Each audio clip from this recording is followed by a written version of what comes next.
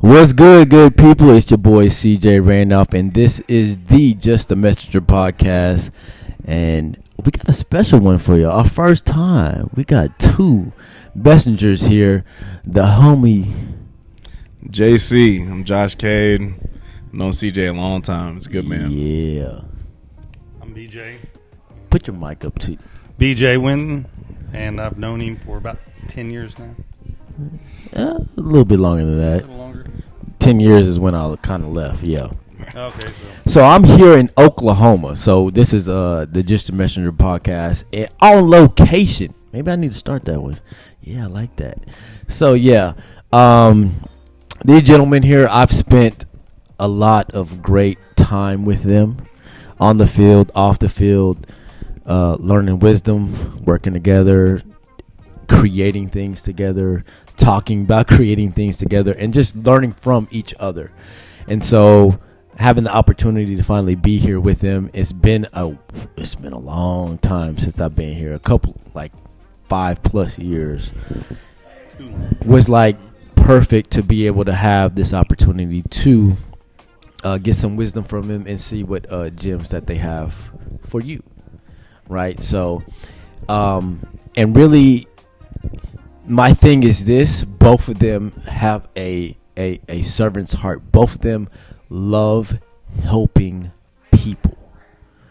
And so, BJ, I know that you've actually taken in individuals and gave them a certain structure that maybe they really needed.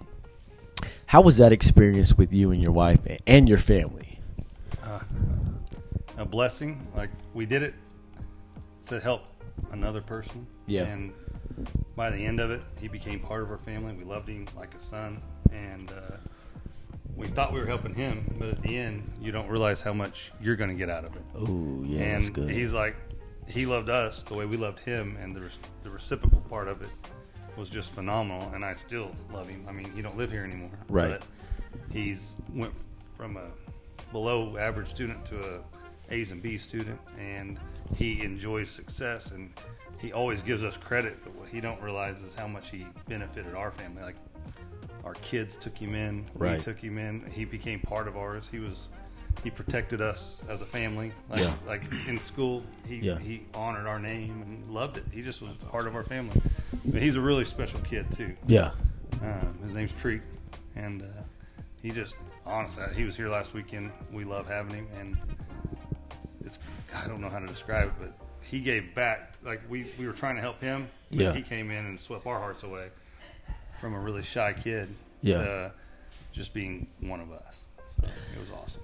Yeah, so I think a lot of people, let me rephrase that, not a lot of people, me as a person with my own family and even with my blended family, the tension and the nerves of like introducing my kids to somebody else's kids, someone that I'm building a life with, and then building that life with them, and then even the conversations that me and the wife have about potential like adoption and stuff like that. I'm gonna be honest, I'm kind of nervous. Like, I don't know that. I don't know if I want that. Part of me is like, do I want to foster? Do I want to do this? Especially dealing with kids.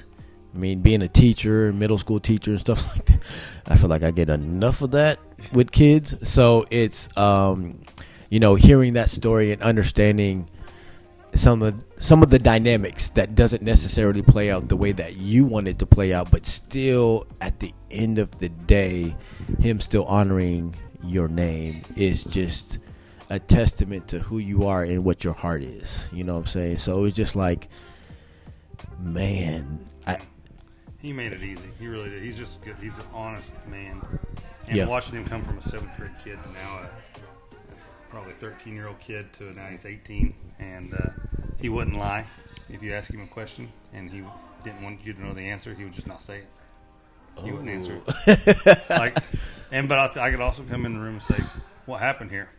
If he didn't say nothing, I knew the answer. Right. But he refused to lie.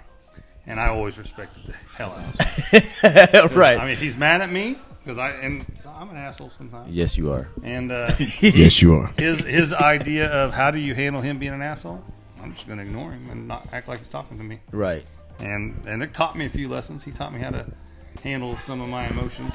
Ooh. And I always was afraid that he would feel different than Right. the other my biological kids. Yeah. And he never acted like that. He's overly appreciative of everything. Yeah. And I think I tried to overcompensate sometimes, but he wouldn't even let it. Like, dude, our kids loved him as much as anybody. That's how he became part of our family. Was my son and him became friends from football. And he moved in here, and true blessing. I can't wait to watch what he's got. Yeah. So, and I'll tell you, it's rewarding. And a lot of people don't know is it happened in 7th grade when we're going to football. Everybody's like, you're moving this kid in, a stud athlete. He's played only football for 1 year. Yeah. And everybody thought I moved him here for football. I'm like, why would I move a 13-year-old kid into my house for 1 year of football, and then he goes to school ball? Blindside. Yeah. Oh, that's what it was. Yeah. He's capable. He's that kind of kid, though. He is. He's a star. And just on and off the field, just cares about people. And I learned a lot from him. Like, honestly, how he handles situations where I would be upset and distraught. Yeah. He just smooth as a cat. Just don't care. Smooth, just the way he handles situations. Don't lie. He's not trying to get one over on you. Right. If he wants to do something wrong, he's going to ask, hey, can I have a drink? Right. Gosh. If I tell him no, he could have snuck around and got it, and I would never know. Right. So you honor that. Like, hey, if he's trusting me. Ooh, integrity. There it is. It is. Yeah. 100%. And he trusted me to ask.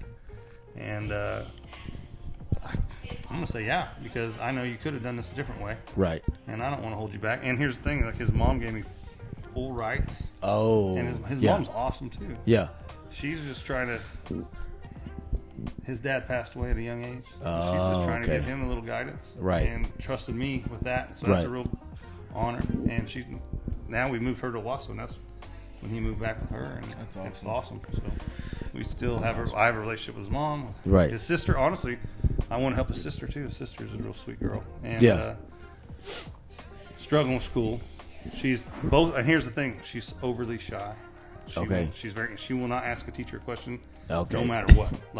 And she was talking just the other day when she came over, like her anxiety goes through the roof. Right. She's listened to a math assignment, has got no clue what she's talking about. Right. But there ain't no chance in heck she's going to ask. I'm not asking. Yeah. And that's how Tariq was when he moved here, and now he's a class clown half the time.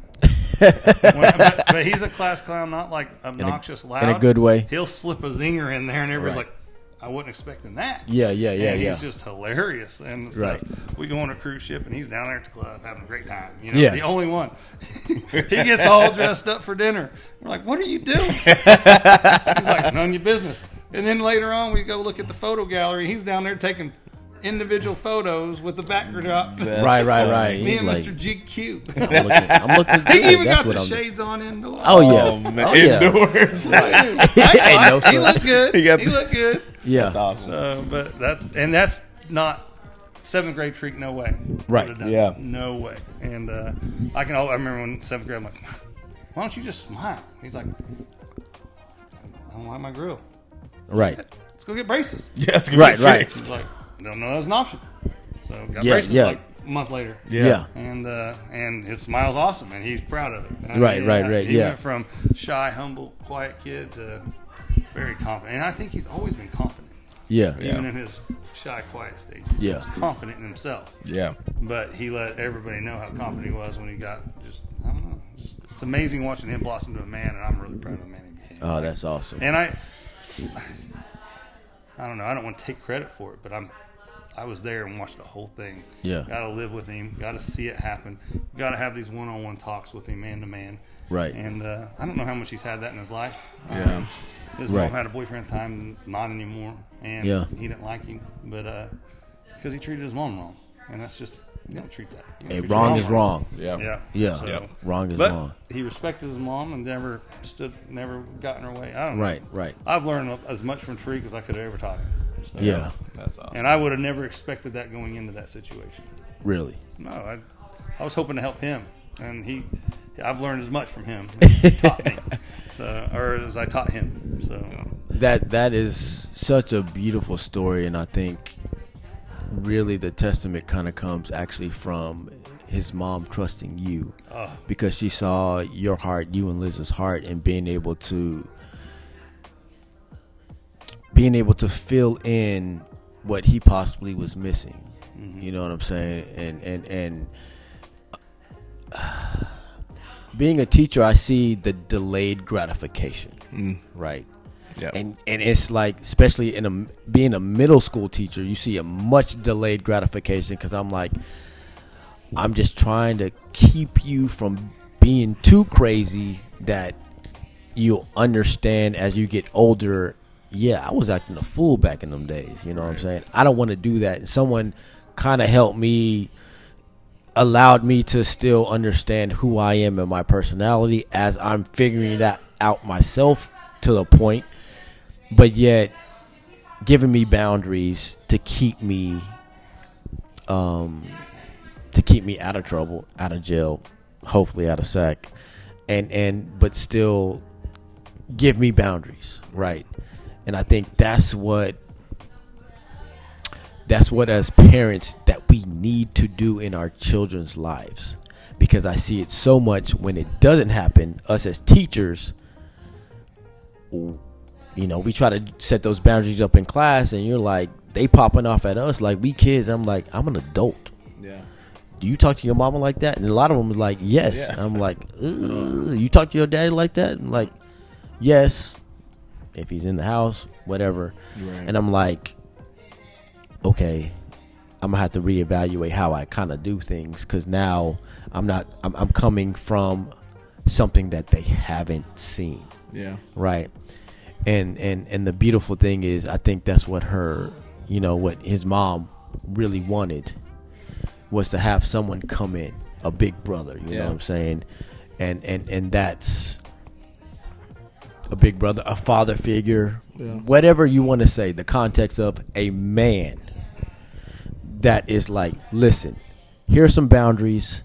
You do this, you do that.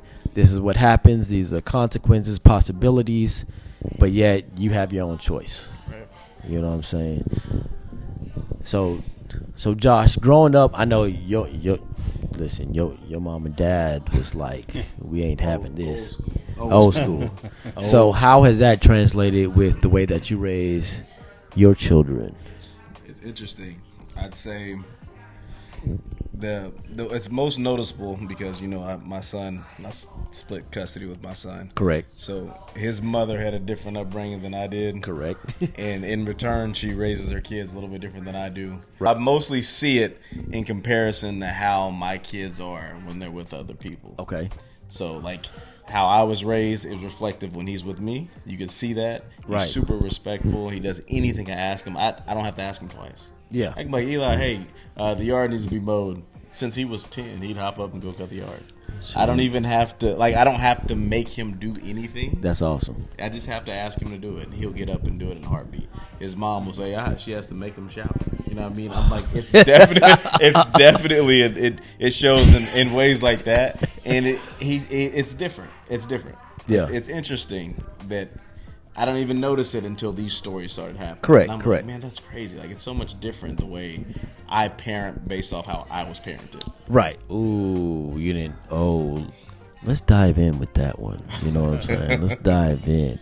So, I feel like we kind of had similar experiences growing up. Like, my dad, my mom set up boundaries.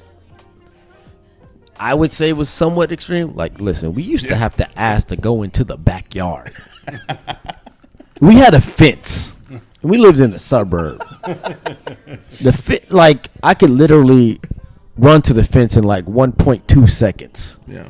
And we used to have to ask to go into the backyard. I know he gonna put in the chat, blah blah blah. This is a debate that me and my brother always have with my dad and my mom. Anyway, point taken. Craziness, right? But there were times where that translated into something bigger of like curfews, of like where you going, like who you going with, and just like, oh, I'm going with this person and stuff, to the point where even I just kicked it with my homeboy BJ. They knew, hey, I don't think you want to be around her at this time. I'm gonna drop you off at home, because they already knew how my parents were, and they already knew how I was, and that's like respect. Like ultimate respect is when your friends respect your parents' boundaries. Yeah, you know what I'm saying? Or they respect you and they want to keep you safe just because they want to honor possibly your parents, or they have that respect for your parents. You know what I'm saying? Yeah. And as I get older with my kids, you know what I'm saying, I got the same type of situation. I got joint custody with my boys, and then also now with my stepchildren, and being the influence that I am in the house with them. It's just like, okay, so how do I implement this? And luckily, with me and the wife was like, when you in our house, these are the rules. Right. Anything that you say, well, dad says this or mom says this, like, to be honest, it's like, they not here. You know what the rules are here. When you go over there, listen, I can't control that. Yeah. And I'm at peace with that because we've had conversations. Yeah. There are some things that I don't agree with, but I'm at peace with because it's not a huge thing. Yeah. And I think that's something, you know what I'm saying, like maybe his mom kind of recognized of like, all right, you may have some boundaries that I don't agree with, but it's for the positive, you know what I'm saying? Right. Or it's not life-threatening, or it's like I can combat that. Yeah. You know what I'm saying? So it's just us as messengers, our first ministry, our first message should be to our children. Right. Because that's our legacy. Right? And anybody that steps into my house, I view them as, all right, these are the rules. Ain't nobody, like, if you can't follow the rules, you're not allowed in the house. Right. Adult, dog, bunny, we got bunnies, whatever. Anything living, hey, if you can't follow the rules, then I'm sorry. I love you, but I got to love you at a distance. Right.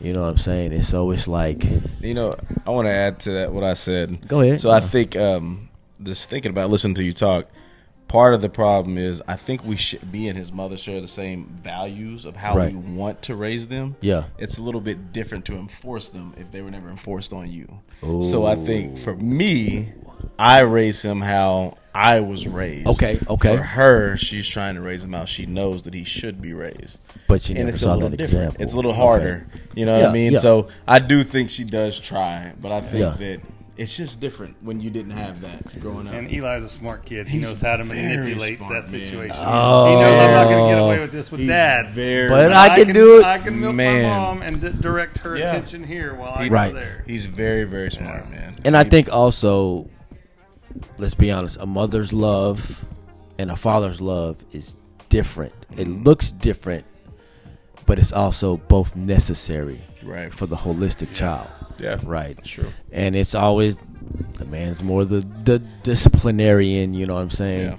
Yeah. And that's the way we design. Like, accept that. Like, accept the design. And then I think, you know, the mom's a little bit more of a nurturer. I mean, you house them. Yeah. You have that type of connection that we don't have. Mm-hmm. Right. You know what I'm saying? Disciplinarian and safe haven. Like, if I got a problem and I need it dealt with, I'm going to Dad. If I want to do something a little more risky, go to Dad. If I need help or I'm hurting inside or I need some advice, I'm going to Mom. Yeah.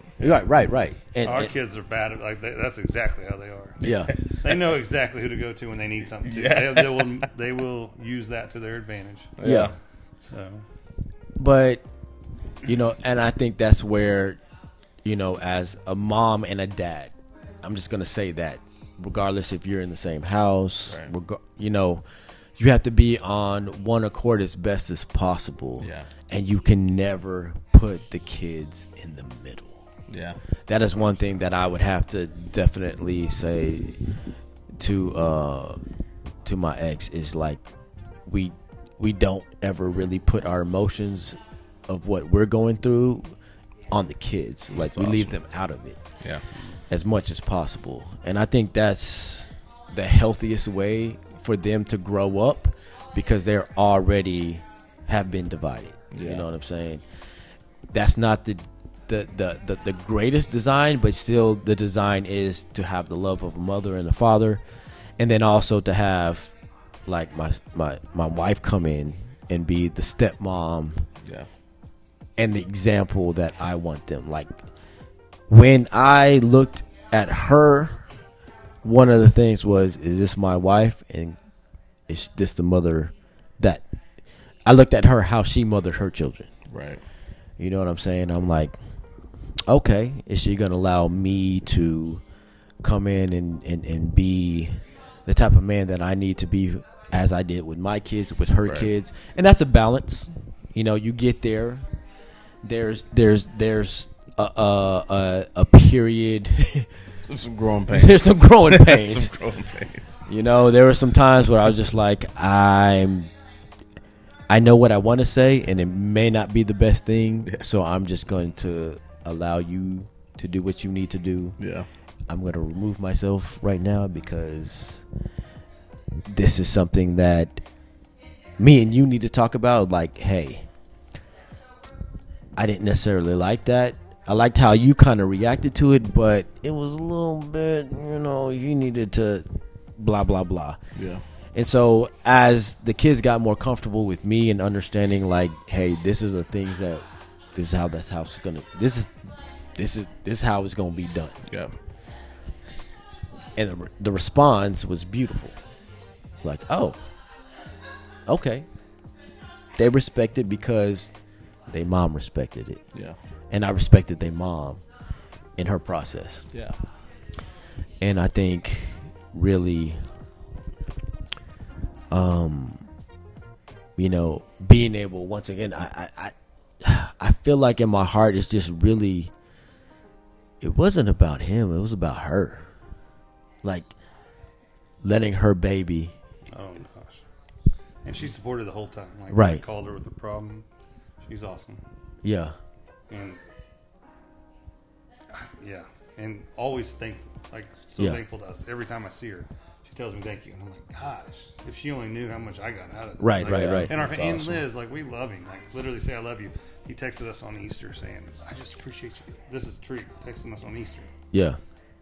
18-year-old junior in high school. Hey, BJ, just want to tell you I love you, and I appreciate everything you did for me. I'm like, man, I just miss you, and wish you were still here. Right, but I want you to grow as a man, and he, mama's boy, had to come here. You know, fish out of water here, big time. Total different than what he's used to. Right.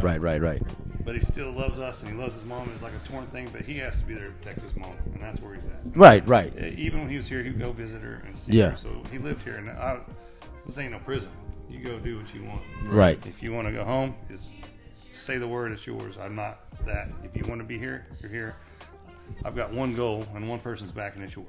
I mean, I want your well-being, and I want you to feel safe, and I want you to be the best man you can be. Right. Yeah. But I want to show him how to be that man. And honestly, I'm no great example. I just knew what I wanted for him and the success, because I felt like if I changed his life and he becomes super successful somehow, he can pull his family out of a rut. And honestly, they're killing it now.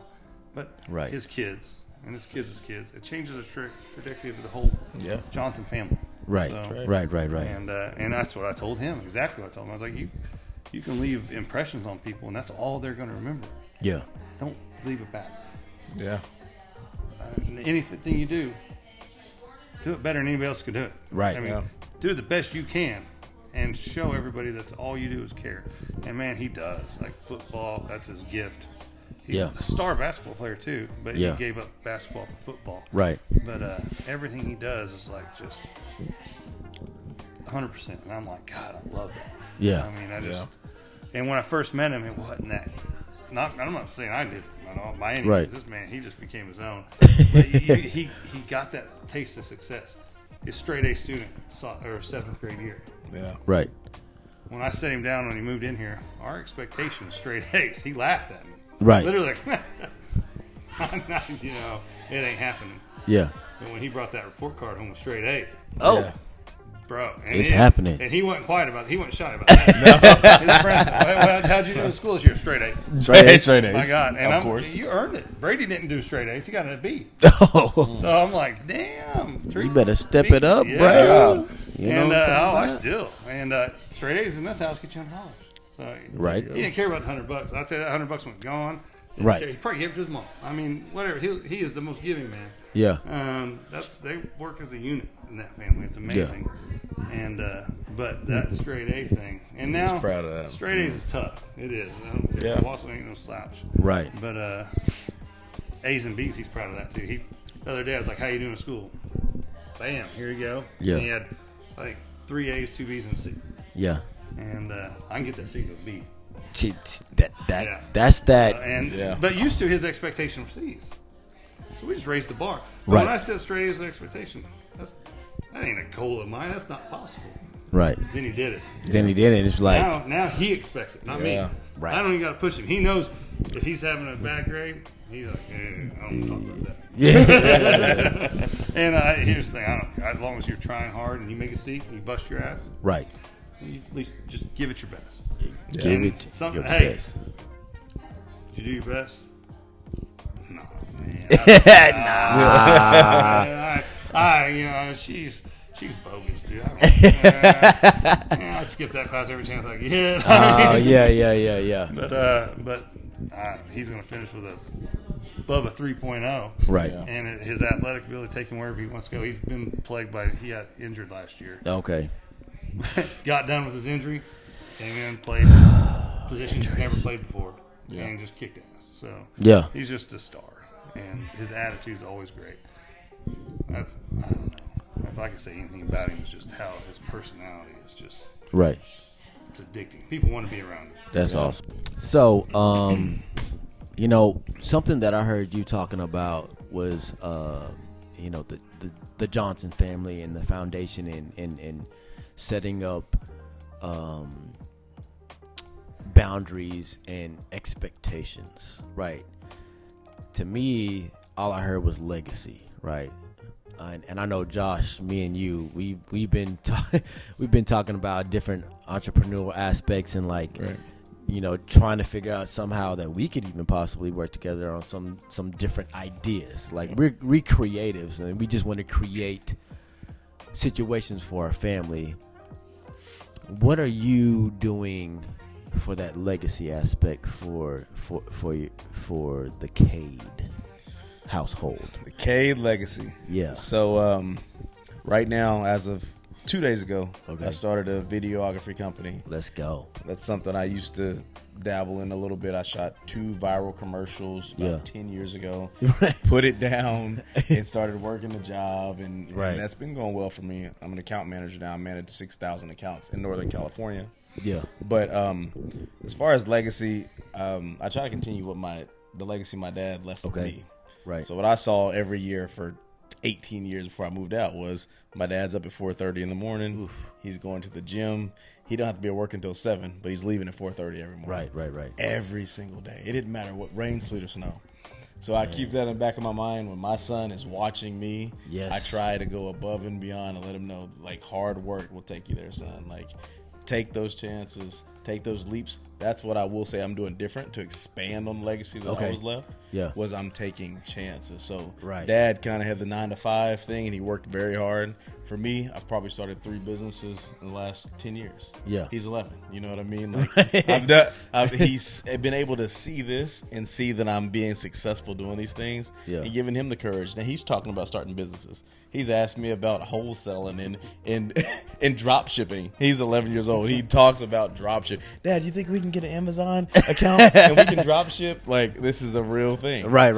I think that what I'm doing is working, and it's influencing him in the way that he knows that anything is possible if he puts the work in.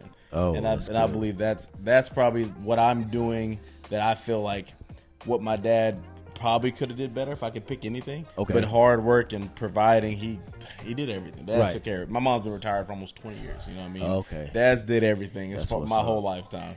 So I'm trying to do everything too. I'm working, but then I'm letting him know, it doesn't stop here. Right. You could do this if you have a vision, son, or you have the drive to do something to be more. Yeah, you can do that if you put the work in. Yeah. So he sees me. He knows about the LLCs and the businesses I'm starting. Right. And the different things I have going on. He knows about it. Yeah. And it's encouraging to him. He's like, man, maybe I can be a streamer. Right. Like, right. Outside of the box, whatever you're interested in, you could make that your legacy. Yeah. You know what I mean? Yes. If you put in the work and the time, this could be huge for you, son. Oh, so man. that's definitely for me is being a dreamer like yourself. You know what I mean? Like, I'm influencing my son with that, and I feel like he's really gravitating toward that now. Right. He's thinking outside of the box. I swear, when I was his age, I thought I needed a good job.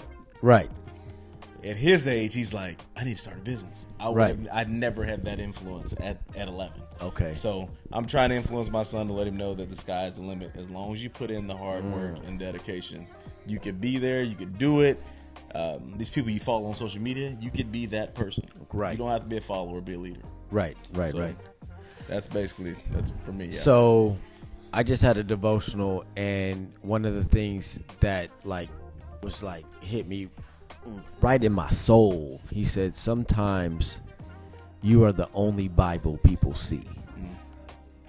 And so as our kids, as our legacy, they're going to see more than what we say. Right. So you saw your dad get up at 4:30 every morning and then go to work. But he invested in himself to be prepared to go to work, because I know that when I sacrificed my time to work out, I used to think working out, let's be honest, I used to think working out was just so I could look good. And then as I got older and I started realizing it was a internal thing. The outside was the cherry on top. It was this is how I get to manage some of my hormones and the testosterone and the rage and the and level out what I have to deal with in the world. Right. So I don't snap on somebody. Yeah. So I don't come home and snap on my wife or snap on my kids, right, because I've already been able to, lift. And it took me a while to really figure that out, because I used to punish myself in the gym. And it hurt. And it hurt my soul, and it hurt me physically. And then it was just like, this ain't working. Right. And I was always seeking something. And then now, the legacy with my kids, they see me work out, and they're just like, no, I'm doing this because I need to be the best dad that I can be. Right. So give me 30 minutes. Just give me 30 minutes where I can work out, get what I need to do, and then I can be the best dad. Because I've been where you don't ever take that hat off or switch hats, right? And you have that transition time, or you don't have that transition time, and then you're there, but you're not there. Right. And they know that. Yep. Because they see more than you say. Yeah. My dad always says, your actions speak so loud, I can't hear what you're saying. And the number one person or people that see that are the ones that are underneath your house. Your wife, your spouse, or whatever, and your kids. Yeah. You can't kid them.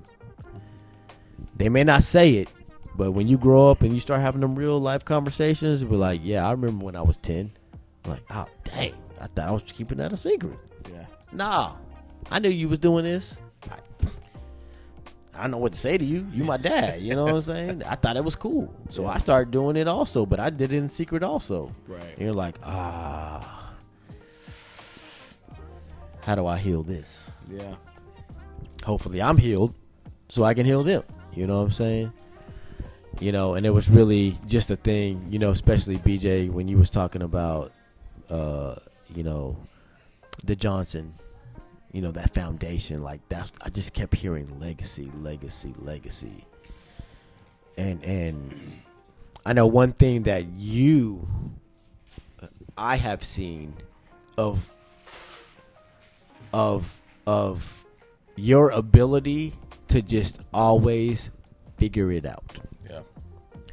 And I think that to your kids and to whoever steps in here, I step in here and I'm just like, whew, I need a little bit of BJ. You know what I'm talking about? I need.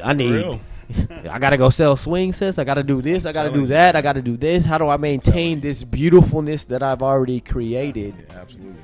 Just the desire to succeed. Right. Yeah. Right. So, right. And I'll tell you what, it's like the Johnson name, he affected some things that you don't see is how much, because he grew up a man way before most kids become a man. Right. He's seen things that my kids have been totally blind to. Right. And Brady used to be a kid that when I'm about to get my ass in trouble, I'm going to rat on anybody I can to get out of trouble. And Treat taught him you don't rat on nobody. Right. And so he, as much as I'm a dad and trying to teach him that, he hears dad talk. Dad talk don't mean that, but when my boy over here, my best friend, and the person that's up here to me that I look up to, because he did look up to Treat a lot, still does. And Treat took that as an opportunity to not take advantage of Brady, right? Not run him stray, right? It's like this is how we. And Brady should have beat Brady's ass a few times, but he didn't. Right. He got pissed, got over it, and led by example. He didn't even talk to him because he don't talk much. Right. But I'll tell you, he taught Brady so much by action, like you guys were saying. Yeah. And I called Brady out several times on it because you know what? Treek, what happened here? Who did what? Nothing. Like, okay, well, I know who did it. Right. He ain't gonna rat on Brady. Yeah. Brady, what happened? Well, Treek did I don't know. But you're right. After a year and a half living with Treek, what happened, Brady? Don't know. Right. It happened. Yeah. I'm not ratting. And so so you know what? As mad as I want to be for you not telling me what's going on, I respect the code. And Treek had a code. He lived by it. Right. And it's not like, I don't know who put it in him. If he learned it from somebody. If he learned it himself. His mommy did it. I don't know. Right. But he lived by it. And it wasn't a bad code. It was awesome. I loved it. And that's one of those things like, oh, gosh, you did so much for Treek.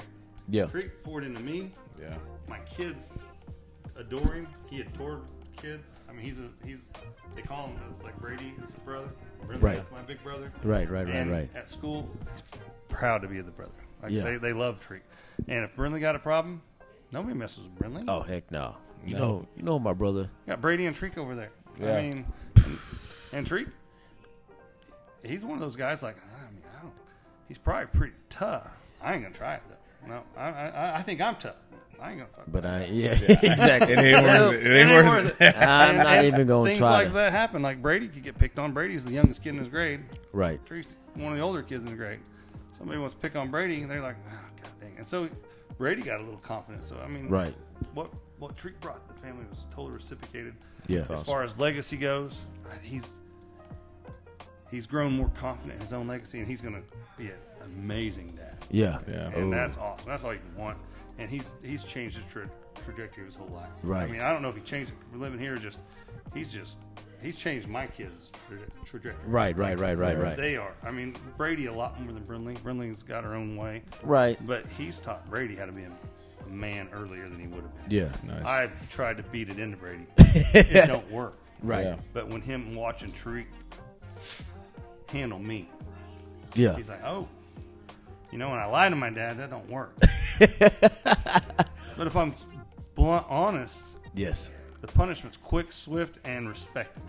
Yeah. Sometimes it's better to be respectable, correct, than to be a coward. And he taught Brady all not the time. to be. Coward's the last thing you want to be. Last thing. Man up. Yep. Yes. Own it. You do the problem or you do the crime, own it. Right. Exactly. But as far as Brady's legacy is kind of with you are. Right. He wants business. He's really stepped up his game. And I'll tell you what, having two guys in the house, it's competitive. Yeah. I'll tell you, when Treek got those straight A's, Brady stepped his game up. He's got some college stuff. They got different paths. Right. Brady's not got the scholarship opportunities Treek does. Right. But as far as school goes, he just wants to be. I mean, what you were saying, I was like, golly, I don't even see it because I don't pay attention like you did. Yeah. But Brady sees those things. Yeah. I'm the same. I never thought business. Definitely I didn't want to be sees it. business. It fell in my lap, and I got lucky. I took a bunch of risks that most people probably wouldn't have taken. And I Correct. Yeah. Everyone's like, oh, BJ did something good. I just Took the right chance. I mean, it just happened. So, and he sees that. The work ethic. Yeah. I get up at 8 to go do things, and now, and I got to give more credit to Tariq than me. Yeah. Brady he would have whined and cried about going. Right. Now he's, hey, set my alarm, let's go. Right. God dang, already? And 30 more minutes, huh? But my mind is always like, I'm trying to set him up for success. Let's create the moment business. Let's do this. Let's make this. Let's do that. And if I can teach him how to do some real estate stuff. Yeah. And now he's asking. Right. Oh, my God, there's nothing more proud than that. Treek too. Treek asks. Yes. Yeah. Yes. Give them 20 doors to choose from, and eventually they're going to find the right door. Yeah. Right. And I'm just trying to survive in the world. and I enjoy it. It's kind of fun. Right. Hang out with good people. And when I work, I get to talk to people like you guys. Yeah. Or my other buddies. And it becomes a fun time. Yeah. Like, this is work. Yeah. I mean, Right. We just laughed our butts off. Yeah. For 2 hours. I didn't get a damn thing done. But by talking to them, open up 4 more doors or get 5 more ideas. Or, Right. or Exactly. Whatever. It's just the network. And having that network where whether I'm in trouble or need an idea or need a hand up. Yeah. I got 10 people willing to do it. And all my friends know if they ever need a hand up, they're going to reach to me. Right. Yeah. And That's I never 100% honored my name. My dad died when I was young. And I used to not care about those things. It didn't even enter my mind. Not that I didn't care. I just didn't understand it. Right. But right now, if somebody thinks that BJ Winton, I want to be that guy does it right. He's the best at what he does. It don't matter if he knows what he's doing or not. He's going to give it his all. And he's going to be one of the best ones. And he's never going to step on anybody to get there. Right. He's going to help you get up there with him. Right. Yeah. And that's what I want to do. Like, I don't want to ever step over somebody to get to where I want to go. And that's one drag thing. the people with me. And that is one thing that like I've always said, you have a helper's heart. Like everybody, even if they've taken advantage of you, you still took them. Like you knew that they was going to possibly take advantage of you. And you're just like, I'm going to give them a chance. And I'm going to give them a chance. And I'm going to give them a chance. And I'm like, all right, you owe me a little bit of money. I'll get, just pay me when you can, but don't be stupid with it. But you know what I'm saying? It's just like, that's something that I think all of us really, really connect with. It's just like, you know, I've been given a chance. I want to give other people chances too. Mm-hmm. And it's just, maybe that's my default or my fault is giving so many people so many chances. But I think as we've gotten older, we kind of get that wisdom of just like, I can take that risk with this person. Yeah. And I'm fine with this person not necessarily compensating back what I've given to them, but I was aware of that going into it, right? Even if they fail, you're hoping maybe this is that time. Right. You bring them. And I've had people where you've given them 100 opportunities, and they failed and failed and failed and failed and failed. And you're like, God, I'm never doing that again. And you get made fun of for it. Right. But then you give them one more, and all of a sudden they blossom. Exactly. So you're like, God, that's what I'm waiting for. There's a name that pops in my mind, and there's a couple names pop in my mind. You know them, and I'm like, golly, I ain't gonna say it here, but Right. But, I'm just like, gosh, I knew you had it in you, and maybe they didn't succeed huge, but they went from borrowing money from me to lending other people money. Yes. Yeah. Yes. And you're like, now you're there. Right. Like, and that's a rewarding feeling. Awesome. And not that you take credit for it. Right. You just saw potential. Yes. You knew they had it in them. They just couldn't figure it out. And they were dealt a different hand than I was. I got lucky. I don't know what happened. Just luck is what I bring. Right. And hard work. If you don't have the hard work, the luck don't work. Yeah. Right. Exactly. And I used to not have the hard work. Yeah, man. So with that being said, luck is when opportunity meets preparation. Yeah, exactly. Yeah. That's exactly what it is. So let me borrow a couple thousand. No, I'm playing. Speaking of, I'm playing. So, after this beautiful conversation that we're having, and you can ponder on it or whatever. What message do you want to put out to the world? I got one. Go ahead. Sure. Go ahead. Take chances. Ooh, Early and often. Take chances early and often. Early and often. I'm telling you. Man, and honestly, that's one thing that I learned from BJ that he may not even know that's what he was teaching me at the time that he was telling me his story. Yeah. Was how he left a really good job Yes. to pursue his dreams. Because I've been in that situation the last 3 years. I've been like, God, I'm where BJ was at. Almost at the same age that he was at this point that I'm at. Yeah. Like it's just crazy how it all lined up. Because when I heard it, I'm like, there's no way I would have never. But I'm in that position now to where I'm like, this is what he was talking about. This is that opportunity that you can either do this forever, right? And you'll be good, right? But you'll be good. I'm not, in my personal opinion, I'm not good unless I can take care of somebody other than myself, right? And that's how I've always felt. Yeah. If I'm the only one in Disney World, I'm not happy with that, man. Like, Ooh. I'm not. I like that. I'm not. I like that. I have to be able to take care of someone other than who's inside my four walls of my house. Yeah. And if I can't do that, I'm not doing enough, in my personal opinion. And I'm in that same spot that BJ was at when he told me he was about to make that leap. Yeah. And his boss is like, you got to do this or this. That's where I'm getting to there, and it's crazy. But it gave me the courage to know I think I know what I need to do. Yeah. And I just got to stay the course. And at that right time, don't be afraid to take that risk. Oh. Because it'll pay off and change your life. That's good. Like me. Yeah, that's the truth, man. That's the truth. That's good. That's the truth, man. All right, BJ, what you got for us? Man. Gosh, I'd say the key to success, and this is what I always tell people that are struggling with their addiction, or struggling with whatever, is one good decision at a time. One right decision. Not even good. Right decision. When you're doubting yourself, or when you're in a predicament, do what's right. When I mean right, morally, ethically. Like, if you make that one decision right, it leads to the next decision. You make that one right, next decision. Don't drink. Don't spend my money on something stupid. Don't this. When an opportunity comes, make the right decision, and not for you, for the better good of everything. Right. Your family. Good example. I have a choice to go to work today, or I got a sick kid at home, and I'm going to stay home and watch my kid because that's more important than your job. Right. But without that job, you can't take care of that kid. Right. I'm going to work. And I chose work every time because I'm not going to stay home with my wife to watch my sick kid. Right. My job is to provide, I don't know how to get it.